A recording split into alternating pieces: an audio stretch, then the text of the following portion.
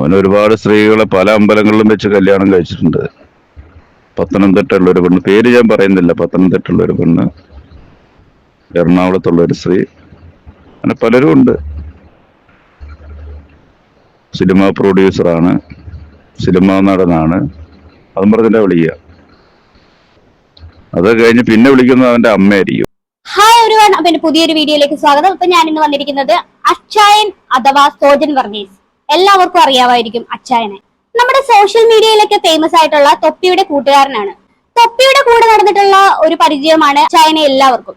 അത്യാവശ്യം പ്രായമുള്ള ഒരു വ്യക്തിയാണ്. കുറച്ചു ദിവസങ്ങൾക്ക് മുമ്പ് അച്ചായൻ ഒരു പെണ്ണിനെ കല്യാണം കഴിച്ച് കൂടെ താമസിപ്പിച്ചിട്ടുണ്ടായിരുന്നു. ഇവർ അമ്പലത്തിൽ പോയി താലി കെട്ടുന്നതൊക്കെ അത്യാവശ്യം സോഷ്യൽ മീഡിയയിൽ വൈറലായിരുന്നു. പെട്ടെന്നൊരു ദിവസം നേരം വെളുത്തപ്പോ തന്നെയായിരുന്നു ഈ ഒരു ഭൂകമ്പം പോലെ ഈ കല്യാണം നടന്നത്. നമ്മളൊക്കെ ഒരു തമാശ രൂപേണ നമ്മൾ ആ ഒരു വീഡിയോ എടുത്ത് റിയാക്ട് ചെയ്തിട്ടുണ്ടായിരുന്നു. അപ്പോ അതിനെല്ലാത്തിനും ശേഷം നമ്മുടെ ഈ അച്ചായന്റെ അത് പോട്ടെ, നമുക്ക് ഈ അച്ചായന്റെ ഈ വൈറലായിട്ടുള്ള കല്യാണം എന്ന് പറയുമ്പോൾ എന്തുകൊണ്ടാണെന്ന് വെച്ച് കഴിഞ്ഞാൽ 24 വയസ്സ് മാത്രം പ്രായമുള്ള ഒരു പെൺകുട്ടിയെയാണ് ഈ അച്ചായൻ കല്യാണം കഴിച്ചിരിക്കുന്നത്. അതും കല്യാണം കഴിക്കാമോ എന്ന് ചോദിച്ചു ഈ പെൺകുട്ടി ഈ അച്ചായനോട് ചോദിച്ചു, എന്നെ കല്യാണം കഴിക്കാമോ എന്ന്. അതും നാളെ തന്നെ കല്യാണം കഴിക്കണമെന്ന് പറഞ്ഞ ഉടനെ തന്നെ അച്ചായൻ പിറ്റേ ദിവസം തന്നെ കല്യാണം കഴിക്കുകയായിരുന്നു. അപ്പോ ഈ അച്ചായന്റെ ബന്ധു എന്ന് പറയുന്ന ഒരു വ്യക്തി ഈ അച്ചായനെ കുറിച്ച് കുറച്ച് കാര്യങ്ങൾ വെളിപ്പെടുത്തി രംഗത്ത് വന്നിരിക്കുകയാണ് ഇപ്പോ. അപ്പോ ഈ ബന്ധു എന്ന് പറയുമ്പോൾ അച്ചായന്റെ അമ്മാവന്റെ മകളുടെ ഭർത്താവാണ് ഈ പറയുന്ന വ്യക്തി. അപ്പൊ അവര് പറഞ്ഞ കാര്യങ്ങൾ ഒരു വോയിസ് ക്ലിപ്പാണ്. അത് ജസ്റ്റ് ഞാൻ ഇവിടെ കൊടുക്കാം, അതൊന്ന് കേട്ടു നോക്കും. ഏകദേശം 7 മിനിറ്റോളം ഉണ്ട് ഈ വോയിസ് ക്ലിപ്പ്. അതിൽ അവർ ഒരുപാട് കാര്യങ്ങൾ പറയുന്നുണ്ട്. എന്തായാലും ഇതിന്റെ സത്യാവസ്ഥ ലോകം അറിയട്ടെ, അത് മുഴുവനായിട്ട് നമുക്കൊന്ന് കേൾക്കാം. എന്റെ പേര് ബിജു എന്നാണ്. ഞാന് വീട് വയനാടാണ്. ഞാൻ ഖത്തറിലാണ് ജോലി ചെയ്യുന്നത്. പിന്നെ ഇപ്പൊ ഈ സോഷ്യൽ മീഡിയയിലൊക്കെ യൂട്യൂബിലൊക്കെ ഇങ്ങനെ എപ്പോഴും കാണാം നമ്മുടെ സോജൻ വർഗീസിന്റെ കല്യാണം കഴിഞ്ഞ ഇതും. അപ്പോ അതിനെ കുറിച്ചൊന്ന് പറഞ്ഞു. അവന് ഒരുപാട് ആൾക്കാരുടെ ജീവിതം തകർത്തിട്ടുള്ള ഒരാളാണ്. ഒന്നെന്റെ, പിന്നെ ഞാൻ അറിയുന്ന തന്നെ കുറെ ആൾക്കാർ, കുറെ സ്ത്രീകള്. സിനിമ പ്രൊഡ്യൂസറാണ്, അതാണ് ഇതാണ്, സിനിമാ നടനാണ് എന്നും പറഞ്ഞിട്ടാണ് ഇവൻ ഓരോരുത്തരെ നമ്പർ സംഘടിപ്പിച്ചിട്ട് വിളിക്കും. പിന്നെ ആ സ്ത്രീനെ വിളിക്കുന്ന അവന്റെ അമ്മയാണ് വിളിക്കുന്നത്. അവനൊരു കല്യാണം വേണം, അങ്ങനെ സ്വർണം വാങ്ങിയെടുക്കും, അവരുടെ കയ്യിലുള്ള പൈസ മേടിച്ചെടുക്കും, എന്നിട്ട് ഏതെങ്കിലും ഒരു അമ്പലത്തിൽ കൊണ്ട് ഒരു താലി കെട്ടും, എന്നിട്ട് അവന്റെ വീട്ടിൽ കൊണ്ടുവന്നിട്ട് അവന്റെ കാര്യങ്ങളൊക്കെ നടത്തും. എന്നിട്ട് ഇവനൊന്നും മദ്രാസിൽ പോകുമെന്നും പറഞ്ഞ് ഇവനങ്ങ് പോവും. പിന്നെ ആ തള്ള ആ സ്ത്രീയെ ചവിട്ടി ഓടിക്കും. ഇതാണ് നടന്നുകൊണ്ടിരുന്നത്. വയനാട്ടിൽ ഉള്ളപ്പോഴാണ് പറയുന്നത്. ഞാനും വയനാട്ടുകാരനാണ്. അവന്റെ അമ്മാവന്റെ മോളെ കാണിച്ചിട്ട് അവൻ പലരോടും പൈസ മേടിച്ചിട്ട് എൻ്റെ അടുത്ത് നടക്കും. കല്യാണം കഴിക്കാൻ സുഖമില്ലാത്തൊരു കൊച്ചാണ്. ചെറുപ്പം തൊട്ടേ സുഖമില്ലാത്തൊരു കൊച്ചായിരുന്നു. അതിനെ ഇവൻ പൈസ ഉണ്ടാക്കാൻ വേണ്ടി ഇവനും എൻ്റെ അമ്മയും കൂടെ വയനാട്ടിൽ കൊണ്ടുവന്ന് അങ്ങനെ കല്യാണാലോചന വന്ന് ആലോചിച്ചപ്പോഴേ ഇവൻ എന്നെ അളിയാന്നാ വിളിക്കുന്നത്. അങ്ങനെ എൻ്റെ കയ്യിൽ നിന്ന് കുറെ പൈസയും വാങ്ങി ആ പെണ്ണിന് കൊടുക്കാനാണെന്നും പറഞ്ഞ മൊബൈലും മേടിപ്പിച്ചു. അതൊക്കെ അങ്ങനെ തിന്ന് ജീവിക്കുന്ന ഒരാളാണ് ഈ സോജൻ. ഒക്കെ തെളിവടക്കം എൻ്റെ കയ്യിലുണ്ട്, തെളിവടക്കമുണ്ട്. അങ്ങനെ ഇവൻ ഒരുപാട് ആൾക്കാരെ ജീവിതം തൊലച്ചിട്ട് ഇതേപോലെ പല സ്ത്രീകളെ അതെ ഇവനെ കല്യാണം നടക്കൂലെന്നറിയുന്ന പെണ്ണിന്റെ അപ്പന് വരെ കല്യാണം നടക്കൂലെന്നറിയുന്നതാണ്. ആ പെണ്ണിനെ വരെ ഇവൻ കൊണ്ടുവന്ന് ഇവര് നടത്തി കൊടുത്തു. വെച്ചാൽ ഇവർക്ക് പൈസ ഉണ്ടാക്കാൻ വേണ്ടി.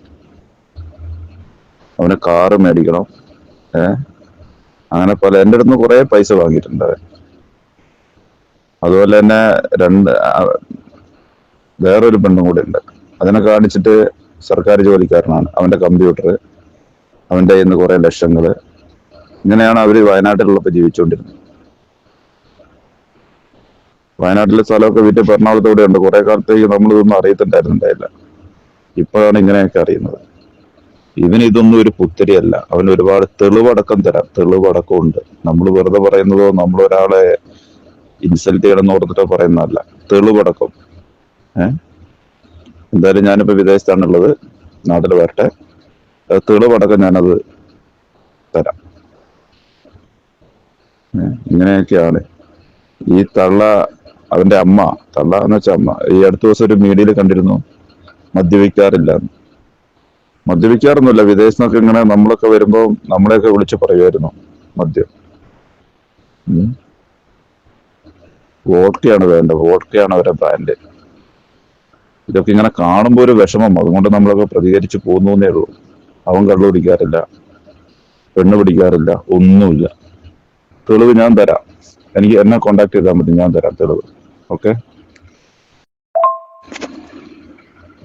സോജൻ ഒരുപാട് ആൾക്കാരെ പറ്റിച്ച് ജീവിക്കുന്ന ഒരാളാ, ജോലി ചെയ്ത് ജീവിക്കുന്ന ഒരാളല്ല. എങ്ങനെയെങ്കിലും പൈസ ഉണ്ടാക്കണം, ആരെ പറ്റിച്ചായാലും ഉണ്ടാക്കണം എന്നുള്ളൊരു ചിന്തയായിട്ട് നടക്കുന്ന ഒരാളാണ്. കുറെ കാലം അവന്റെ അമ്മാവന്റെ 2 പെൺമക്കളുണ്ടായിരുന്നു, അവരെ വെച്ചോണ്ടായിരുന്നു പൈസ ഉണ്ടാക്കിക്കൊണ്ടിരുന്നത്. എന്താ വെച്ചാല് ഇളയ പെണ്ണിനെ കെട്ടിയത് ഒരു സർക്കാർ ജോലിക്കാരൻ, മൂത്ത പെണ്ണിനെ കെട്ടിയ ആള് ഞാൻ, അതായത് ഗൾഫിലാണുള്ളത്. ആദ്യം കല്യാണം കഴിച്ചത് അനിയത്തിനെയാണ്. അനിയത്തിനെ സർക്കാർ ജോലിക്കാരനായതുകൊണ്ട് മാസം അതിന്റെ പൈസ അവന്റെ വീട്ടിൽ പോയി അവന്റെ കമ്പ്യൂട്ടർ എടുക്കുക, ലാപ്ടോപ്പ് എടുത്തിട്ട് പോവുക. കുറെ കാലം അവനെ കൊണ്ട് ജീവിച്ചു. അത് കഴിഞ്ഞ് കെട്ടിയത് ഞാൻ. പെങ്ങൾക്ക് മൊബൈല് വേണം, പൈസ കുറെ വേണം, ഒരുപാട് പൈസകൾ വാങ്ങിയിട്ടുണ്ട്. അങ്ങനെയൊക്കെയാണ് അവൻ തിന്ന് ജീവിച്ചുകൊണ്ടിരുന്നത്. ഇപ്പോൾ നിങ്ങൾക്കൊക്കെ നമ്മൾ എന്താ പറയണ്ടേ? തെളിവാണല്ലോ നമുക്ക് എന്തിനും വേണ്ടത്. തെളിവടക്കം തരാം. അവന് പൈസ അയച്ചു കൊടുത്തതിന്റെയും ഒക്കെ രേഖകൾ എൻ്റെ കയ്യിൽ ഇരിപ്പുണ്ട്. മൊബൈൽ വാങ്ങിയതിന്റെ ബില്ലും എല്ലാം ഇപ്പോഴും ഇരിപ്പുണ്ട് എൻ്റെ കയ്യില്. നമുക്ക് ഒരു കാലത്ത് ആവശ്യം വരുമെന്ന് എനിക്കറിയാം, അതുകൊണ്ട് ഞാൻ അതൊക്കെ സൂക്ഷിച്ചു വെച്ചിട്ടുണ്ട്. അവന്റെ അച്ഛൻ ഏതോ കാലത്ത് മരിച്ചു പോയതാ. അവൻ എൻ്റെ അടുത്ത് പറഞ്ഞത് അവന്റെ അപ്പം മരിച്ചിട്ട് സുഖമില്ലാത്തതുകൊണ്ടാണ്, ഹോസ്പിറ്റലാണെന്നും പറഞ്ഞിട്ടാണ് പൈസ മേടിച്ചെന്നോട്. കല്യാണാലോചന വന്നതേ ഉള്ളൂ, അന്നേരത്തേക്ക് അവൻ എന്നോട് പൈസ മേടിച്ചു ചോദിച്ചു, അവന്റെ അച്ഛന് സുഖമില്ലെന്നും പറഞ്ഞു. നമ്മളറിയില്ലല്ലോ, നമ്മൾ വിദേശത്താണ്, നമ്മൾ ഖത്തറിലാണുള്ളത്, ഗൾഫിലാണ്. അപ്പൊ നമ്മളറിയത്തില്ല, നമ്മൾ അതിന്റെ ഡീറ്റെയിൽ ഒന്നും തപ്പാൻ പോയില്ല. ഒരാള് സുഖമില്ല, ഹോസ്പിറ്റലാന്ന് പറയുമ്പോൾ നമ്മളത് ചെയ്തു, അത്രേ ഉള്ളൂ. പിന്നെയാണ് അറിയുന്നത് ഇവൻ പക്ക ഫ്രോഡാണ്. പിന്നെ ഇവന് പൈസ കുറെ മേടിച്ചു കഴിഞ്ഞപ്പോ പിന്നെ കൊടുക്കാതെയായി. ഇതൊക്കെ സത്യമാണ്. അവൻ ഒരുപാട് സ്ത്രീകളെ പല അമ്പലങ്ങളിലും വെച്ച് കല്യാണം കഴിച്ചിട്ടുണ്ട്. പത്തനംതിട്ടയുള്ള ഒരു പെണ്ണ്, പേര് ഞാൻ പറയുന്നില്ല, പത്തനംതിട്ടയുള്ള ഒരു പെണ്ണ്, എറണാകുളത്തുള്ള ഒരു സ്ത്രീ, അങ്ങനെ പലരും ഉണ്ട്. സിനിമ പ്രൊഡ്യൂസറാണ്, സിനിമാ നടനാണ്, അതും പറഞ്ഞിട്ടാ വിളിക്കുക. അത് കഴിഞ്ഞ് പിന്നെ വിളിക്കുന്നത് അവന്റെ അമ്മയായിരിക്കും.